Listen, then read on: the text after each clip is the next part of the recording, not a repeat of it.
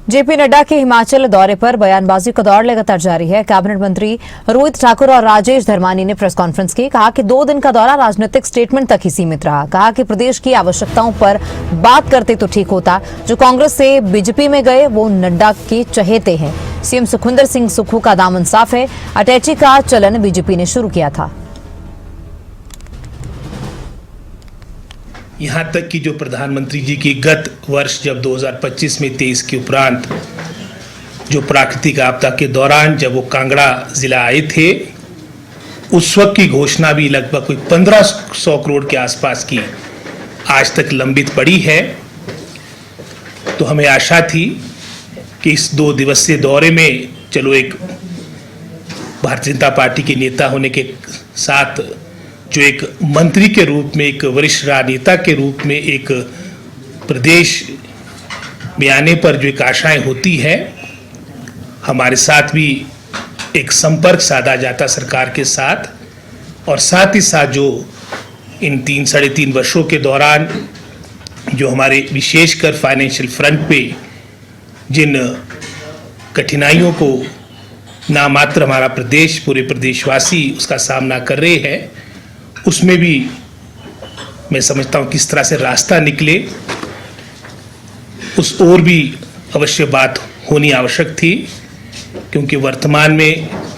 नड्डा जी जो top 5 ministers हैं केंद्र में, और इस बात का हमको गर्व भी है, लेकिन उस पद का हमारे प्रदेश को विशेषकर इन गंभीर वित्तीय परिस्थिति के दौरान लाभ मिलना चाहिए था, लेकिन उसका अभाव है। इसके अपितु जैसे मैंने उदाहरण दिया रेवेन्यू डेफिसिट ग्रांट का, उस पर कटौती लगाएगी। और अपने जो कांग्रेस की सरकार जब दिल्ली में होती थी उस समय के कार्यकाल को हम याद करते हैं, और जब कांग्रेस सरकार के या यूपीए सरकार में जो मंत्री थे जब हिमाचल के दौरे पे आते थे, तो अगर आप इसकी तुलना नड्डा जी के दौरे से करेंगे तो आपको अंतर स्पष्ट नजर आएगा। एक समय था जब यहाँ पे कांग्रेस सरकार के समय के केंद्रीय वित्त मंत्री यहाँ पे आए चिदम्बरम जी, तो उन्होंने शिमला के ऐतिहासिक रिज मैदान पर आकर घोषणा की कि यहाँ पे एक आईआईटी स्वीकृत की जाती है, एक सेंट्रल यूनिवर्सिटी की घोषणा की, आईआईएम की घोषणा की, और एम्स जो है आने वाले समय में खुलेगा, क्योंकि उसमें फैकल्टी की कमी थी उस समय के जो हमारे केंद्रीय स्वास्थ्य मंत्री थे श्री गुलाम नबी आजाद जी, उन्होंने 2 मेडिकल कॉलेजेस चंबा और सिरमौर की घोषणा करी, और टांडा में जो है एक अलग से सुपर स्पेशलिटी ब्लॉक बनाने के लिए पैसा दिया। और